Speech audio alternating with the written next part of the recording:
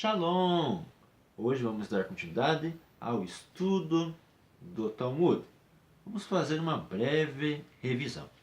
Talmud vem da palavra lamad, que significa estudo. Talmud também é conhecida como a lei oral judaica. Em hebraico, Torá She'al-Peh, a Torá falada, que segundo a tradição foi dada a Moshe no Monte Sinai. Moshe passou a Josué, Josué aos anciãos aos juízes, os juízes aos profetas, os profetas à grande assembleia, dirigida por Esdra, o escriba. Após a morte de Esdra, assumiram então as duplas, em hebraico quer dizer Zubot, 5 duplas, até terminar com Hilel e Shammai. Após a morte de Hilel e Shammai, os sábios, conhecidos como Tanaim, começaram a reunir todos os conhecimentos orais, desde a época de Moshe até aquele momento, por causa da perseguição romana e do medo de que aqueles ensinamentos que eram transmitidos oralmente fossem perdidos. Então eles começam a reunir o que eles acham essencial da lei oral judaica, que termina no finalzinho do segundo século pelo sábio Yehudá Hanassi, conhecido como príncipe. Ele então reúne o que ele acha essencial da lei oral, que é o cerne que ele considera, e ele então escreve a Mishnah, por volta do ano 189. Então essa é conhecida como a Mishnah. Lembrando que Mishnah vem da palavra Sheni, que é segundo, ou segunda lei. Também tem a ver com a palavra shanen, que significa ensinar ou inculcar. Então, Mishnah, Sheni, ou da palavra shanen.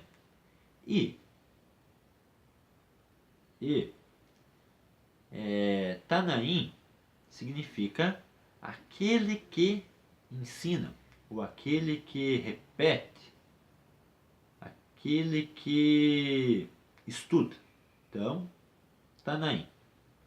Tanaim são os sábios que redigiram a Mishnah. Essa Mishnah ela é comentada em dois lugares diferentes, ou dois lugares que se tornou mais conhecido depois, em Jerusalém e na Babilônia, ficando conhecido como Guemará de Jerusalém, Guemará da Babilônia, ou Talmud de Jerusalém, ou Talmud da Babilônia. Em Jerusalém, a sua redação, a sua compilação, terminou no ano 290, por Yohanan ben Nappachá. Ele então foi o que, em Jerusalém, reuniu os comentários de todos os sábios, desde a época da Mishnah, do ano 189 até o ano 290, formando então a Guemará de Jerusalém, Talmud Yerushalmi. E ao mesmo tempo, na Babilônia, os sábios continuaram a comentar a Mishnah por muitos anos à frente, até no ano 475 aproximadamente.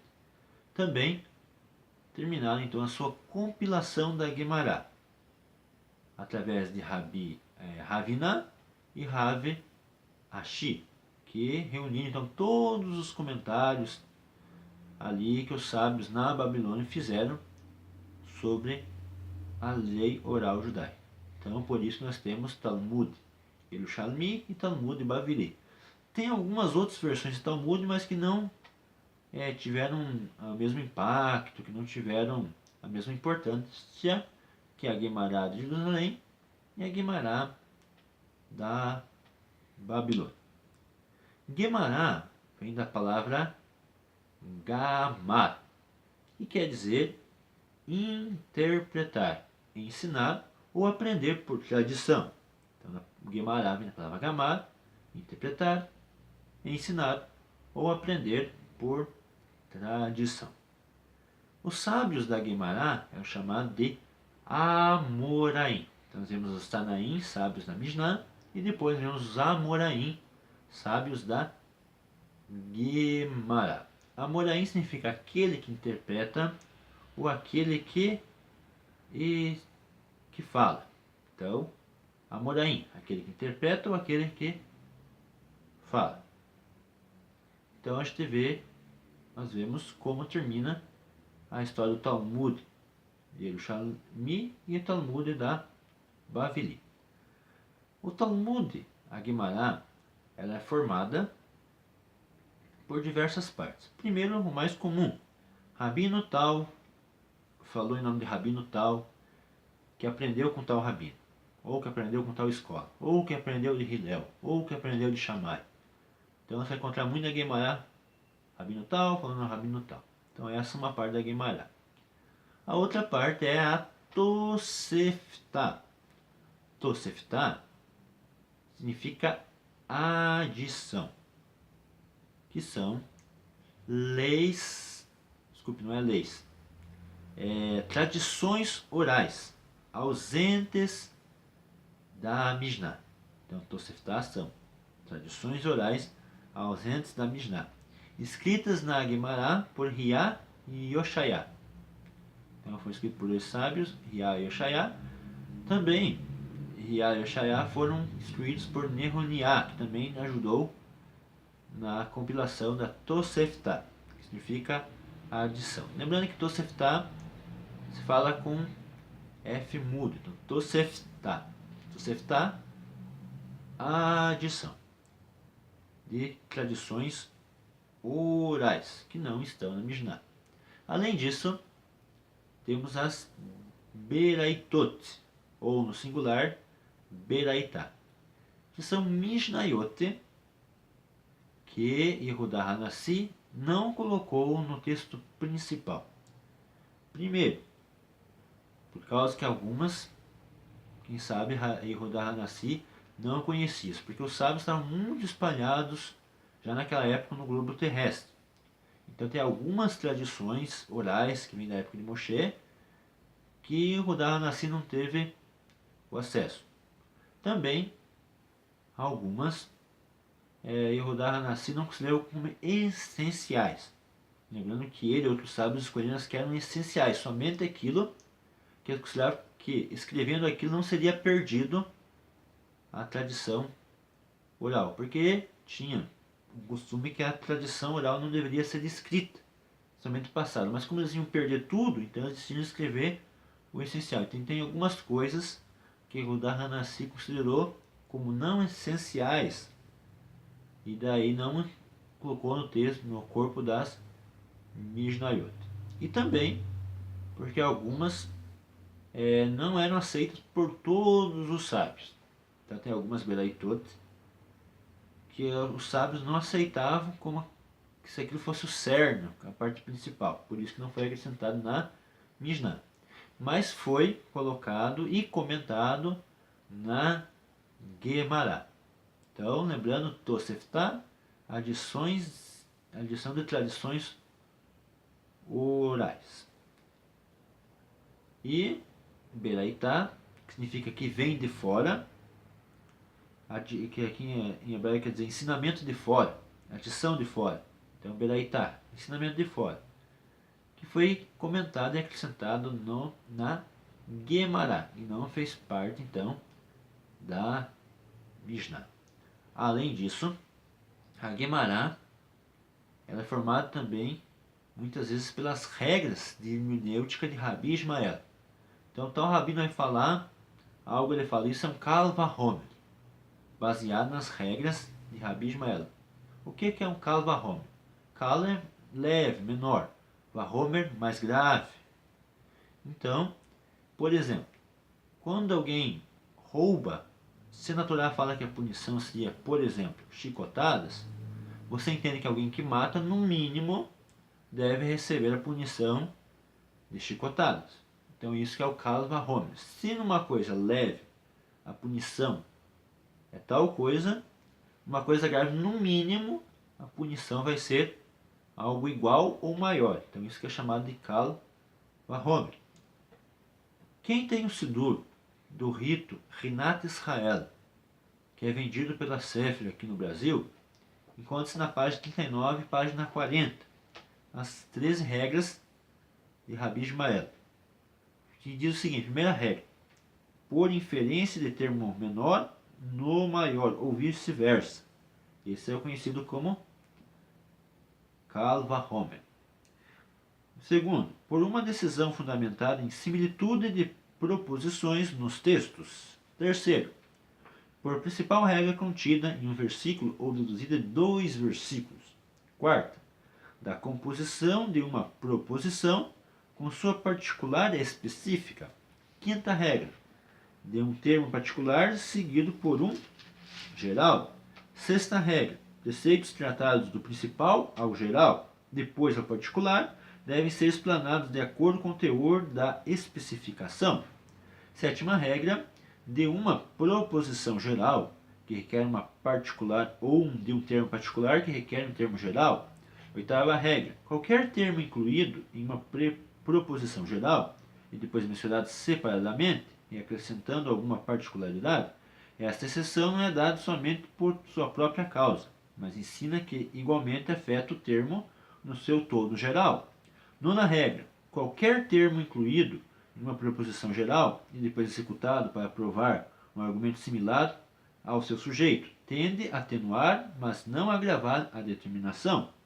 Décima regra, qualquer termo incluído numa proposição geral e depois executado para afirmar um caso diferente do seu sujeito, serve tanto para atenuar como para agravar. Décima primeira regra, toda coisa incluída em uma proposição geral e depois executada para determinar nova matéria, não pode ser aplicada à proposição geral, se não for expressamente aplicada e mencionada no texto. Décima segunda regra, todo termo deduz-se do próprio contexto, ou se deduz do fim do texto.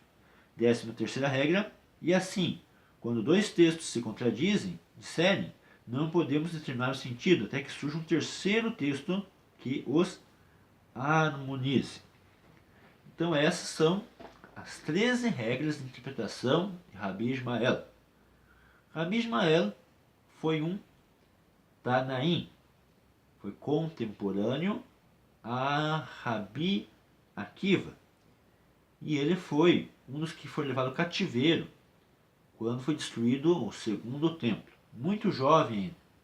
Mas Rabi Yehoshua ben Nahania, quando estava passando por Roma, próximo à prisão, viu que o rapaz era muito sábio e tentou tudo que é jeito e conseguiu salvar Ismael, que então, junto com Rabi Akiva e outros rabinos, se tornou um eminente sábio da Torá e do Talmud.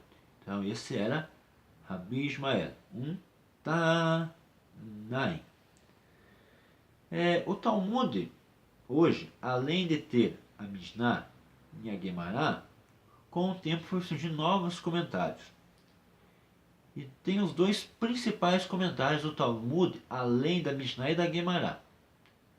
Você pega a página do Talmud, a página do Talmud começa sempre com 2a e nunca com a página primeira. Por quê? Porque o Talmud é algo que é contínuo, sempre está aprendendo.